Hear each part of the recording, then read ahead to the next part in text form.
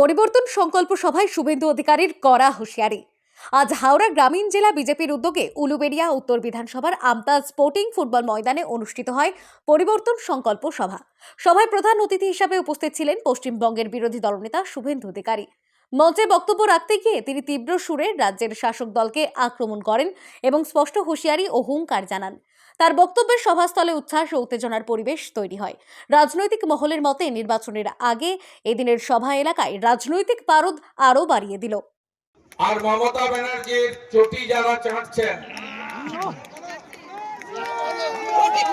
সেই নিচের তলার পুলিশকে বলছি না, যারা পারমিশনটা আটকে ছিলেন তাদেরকে বলি, সমাবেশটা হলো তো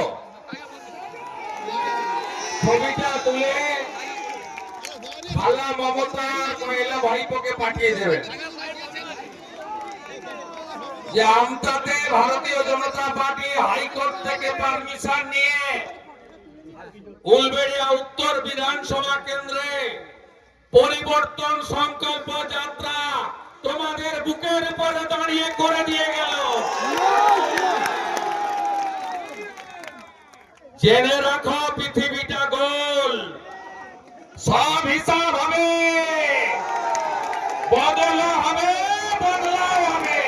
মাত্র 4 মাস, এপ্রিল মাসের পরে এই মামলা প্রত্যাহার হবে।